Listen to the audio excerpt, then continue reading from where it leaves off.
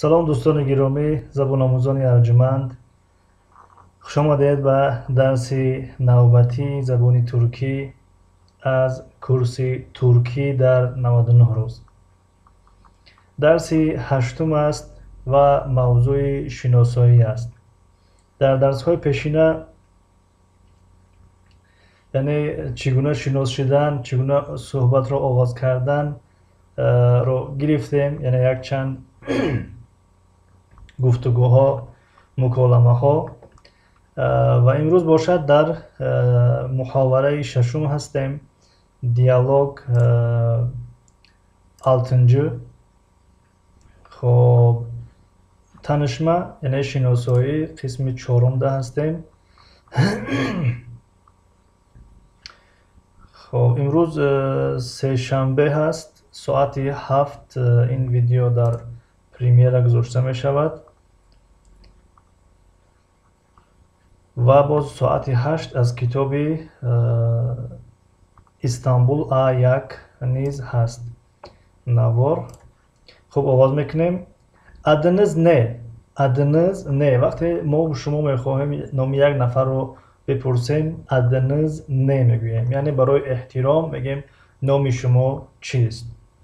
خب برای یک نفر باشد، اگر یا از خودمان خورد باشد میگیم ادن نه، ادن نه، ادن نه، یعنی نامت چیست.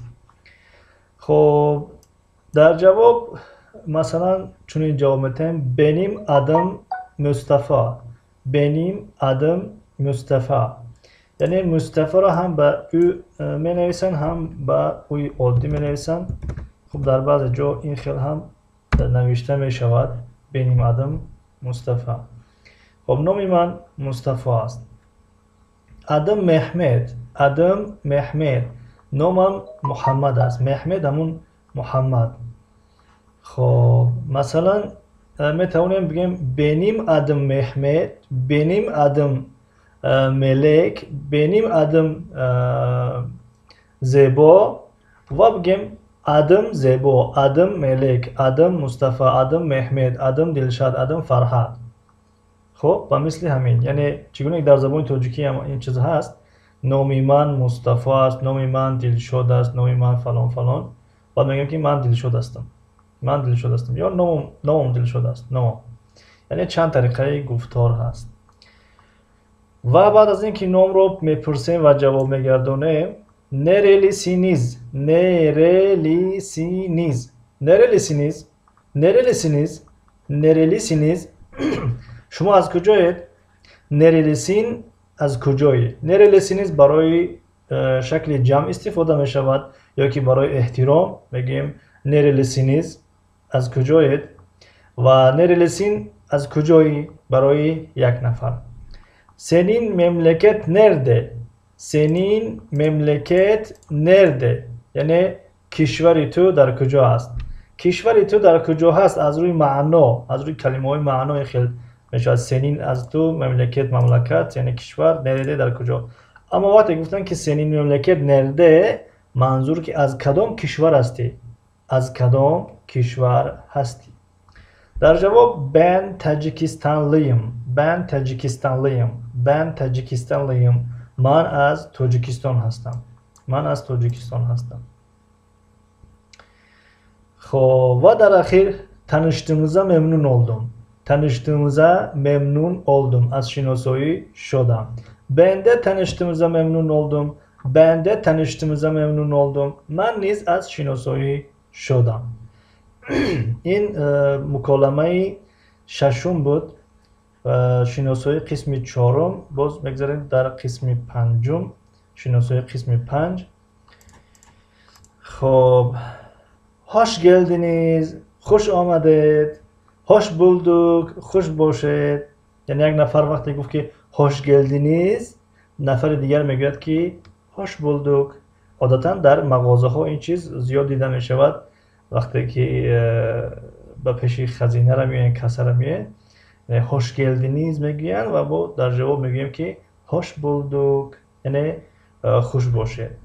iyi misin، iyi misin، iyi misin، iyi misin، یعنی خوبی، خوبی، و زبان انگلیسی چی بود؟ Are you okay? Are you okay?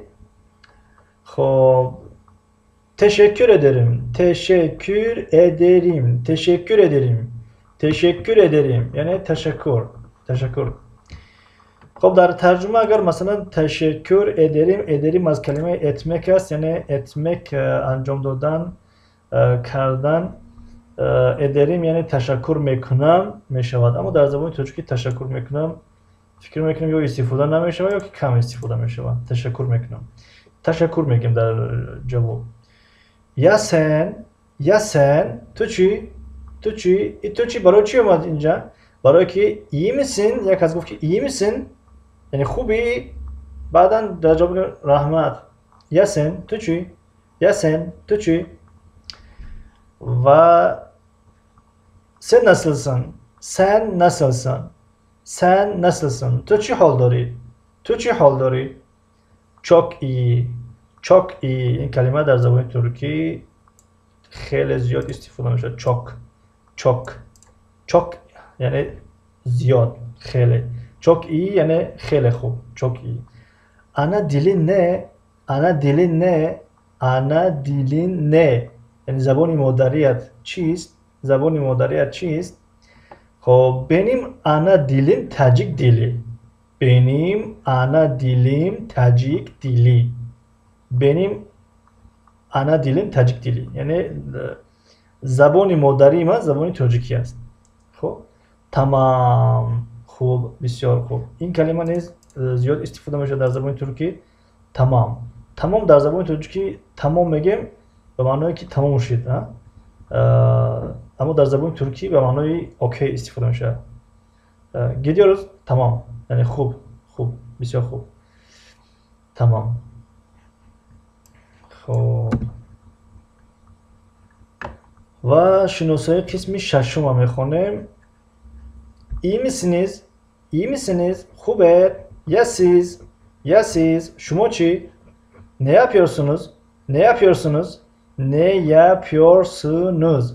ne yapıyorsunuz yani چیکار کرده اید خب این ne yapıyorsunuz yani با دو معنا استفاده میشه معنای این که مثلا شما حاضر چیکار کرده استین یک نفر کار کرده است مثلا و میگم که ne yapıyorsunuz چیکار کرده استی خب باز یک معنای دیگه این است که در به معنای احوال پرسی استفاده میشه یعنی ne yapıyorsunuz یعنی چیکار برده اید چیکار کرده استی و فکر در زبان ترکی نیز استفاده میشود یعنی وقتی احوال پرسی میگیم سلام علیکم علیکم سلام چیکار یا چیکار استین چیکار بر خب این چیزا در همه زبان ها تقریبا دیده میشه ben iyiyim yani من خوبم sen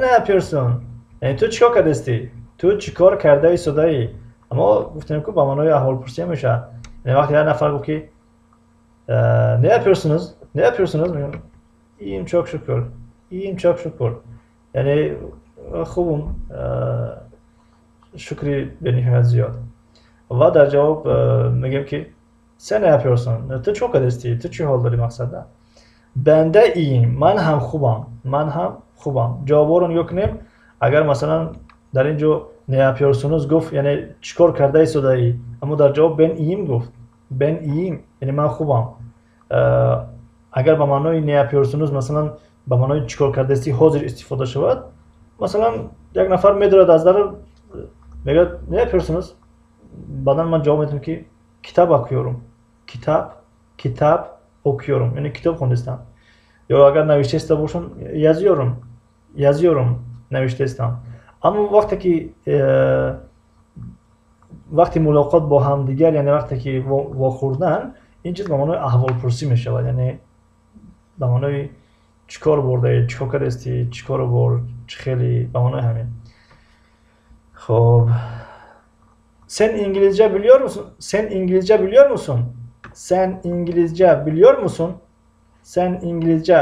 musun خب تو زبان انگلیسی رو میدونی ben İngilizce biliyorum من زبان انگلیسی رو میدونم buyurun میشود یعنی مرحمت buyurun مرحمت یعنی مثلا من از شما یک قلم گرفتم، یعنی کارم رو بود کردم، تمام کردم، میگم که teşekkür ederim buyurun. Teşekkür ederim buyurun. یعنی تشکر مرحمت یعنی قلم رو برگردونید. یا اینکه یک نفر قلم میپرسد، میگه قلم داری مثلا، میگم buyurun. Buyurun. یعنی نمیگم بله من قلم دارم حاضر بیست من ترا قلم میتم، میگم buyurun یعنی مرحمت. خب پاردون یعنی ببخشید میشود. ببخشید یعنی پاردون زیاد استفاده میشود، یعنی خب مثلا از تو خطا سر زده است، نزده است، تو گناهکار هستی نیستی، پاردون استفاده میشود. اما اگر یگان خطا از تو سر زد و یگان اشتباه از تو سر زد، خب در اون صورت özür dilerim میگیم. özür dilerim یعنی بخشش میپرسم. اما پاردون مثلا در درون بازار رفته استی، پیش آدم است دیگه گذاشته نمیتونی، در سر کتف آدمی که در پیش است یک کمترک تپ میکنه، پاردون یعنی مقصد که ببخشید یک طرف است مثلا گذارم، یا در مغازه باشه در کجایی که باشه مثلا. اما در به معنایی که خب دیگر یک نفر با کتف میزنی اون رو نمیبینی مثلا اشتباه است و سر زده است، میگه özür dilerim. خب شناسایی قسم هفتم و آخران شناسایی هست. آخران شناسایی. خب یک لحظه. Siz ne yapıyorsunuz? یعنی شما چیکار کرده ایستادید؟ به معنای همون احوالپرسی است. Ben iyi değilim. یعنی من خوب نیستم. Kaç yaşındasın? Yani çand ساله‌ای؟ Ben 30 yaşındayım. من 30 ساله هستم. خب bu kim؟ یعنی این کیست؟ bu Mustafa. یعنی Mustafa در بعض جا با او واخورده Mustafa در بعض جا او. خب بگذار او عادی باشد. bu Mustafa این Mustafa است. Evet, bale. Evet میشود bale ha ore. یعنی evet نیز زیاد استفاده میشود. hayır معنای نه هست. خب rica ederim خواهش میکنم نمیارزد. rica ederim هم به دو معنی استفاده میشود. مثلا یگون کس میپرسین یا که از جای کار جواب میگیرین، میگه که rica ederim bana izin ver. مثلا rica ederim به من یک روزی تعطیل بتین، مثلا که یا اجازت بتین مثلا به فلان جا رفتنی هستم. اینجا rica ederim استفاده میکنیم، یعنی خواهش میکنم از شما. اما یک نفر گفت که teşekkür ederim، در جواب میگم rica ederim، خواهش میکنم نمیارزد. لطفاً همون تاجیک خطی لطفاً هست. یعنی لطفاً این کار انجام دین، لطفاً این کار انجام ندید. خب با همین معنا. خب در اینجا رسیدیم به پایان درسی زبان ترکی برای نویادگیران. درسی چندم گفته بودیم؟ هشتم اگر خطا نکنم. درسی هشتم بود، بله. درسی هشتم از سلسله درس‌های ترکی در 99 روز. دوستان گرامی، عهد و پیمان را فراموش نکنیم. در اولی کورس که این آغاز یافت گفته بودیم که ما و شما باید در 99 روز زبان ترکی را آموزیم، گپ زنیم. بنابراین شما هم به طرف نباشین، شما نیز کوشش کنین که ما را کمک کنین. یعنی قرصک از دو جانب میشه. خیلی اما وقتی که من یک دست داشته باشم به قرصک، کجا دست دیگری نباشه قرصک نیست. بنابراین درس‌هایی که ما تهیه میکنیم، اگر شما وظیفه خانگی تیار نکنین، شما اینها رو ننویسین، شما اینها رو زیاد نکنین، شما اشتراک نکنین در این درس‌ها، پس قرصک از یک طرف شد. بنابراین کوشش کنین قرصک از دو طرف باشد و اینها رو آموزیم. درباره وظیفه خانگی بعضی ها میپرسن. خب وظیفه خانگی خیلی که اگر ما وظیفه خانگی 10 کلمه دیگه بتیم در دوران همین 4 مکالمه که گرفتیم، خب 1 تا 2 تا 3 تا 4 تا که گرفتیم. اینجا بعضی کلمه ها تکراری هستند، میدونید баъзе калимаҳо такрорӣ нестанд, намедонишам, аморо кӯшиш кунед аз ёд кунед. Масалан, дар инҷа мегӯяд kaç yaşındasın? Şöyle inro bori avval bishnamin navomuzon. Kaç yaşındasın? Yani çand solayı sini soли худа тамрин кун, машқ кун. Масалан, агар шумо 25 сола бошед, ҳамин ҷумларо аз ёд кунед ки kaç yaşındasın? Ben 25 yaşındayım. Kaç yaşındasın? Ben 25 yaşındayım. Kaç yaşındasın? Ben 25 yaşındayım. Agar 35 sola bошед, kaç yaşındasın? Ben 35 yaşındayım. Kaç yaşındasın? Ben 35 yaşındayım. Kaç yaşındasın? Xo'p, agar 30 sola 28 sola bошед, kaç yaşındasın? Ben 28 yaşındayım. 28 yaşındayım. 28 yaşındayım. Yani to haddi takror kuned индаки дигар ҳамун забонтон омӯхта шавад. Вақте дар як ҷомеъ равем ба забони туркӣ гапзаниро оғоз мекунед, шояд тарафи дигар бипурсад ки kaç yaşındasın? Баъдан фикр мекунед ки 20 чӣ буд, 28 чӣ буд. Xo'p, agar бигӯм ман 28 солам чӣ хел бояд бигӯм? Яъне фикр накарда бояд ки ҷумлатон тайёр бошад. Xo'p, тибқи одатамон вақт ҷудо мекунем барои пешниҳод, ягон пешниҳод бошад, ягон тавсия бошад, ягон саволо бошад. Агар бидонем нависен. Xo'p, agar набошад, ба ҳамин дарси имрӯзаро ба поён мерасонем ва дар охир гуфтанӣ ҳастем ки муваффақу муайяду сарбаланд бошем. Ташаккур барои иштирокатон дар эфир, дар эфир мегӯям, омӯхта шудем дар эфиргӯӣ, дар ин видеодарсҳои мо.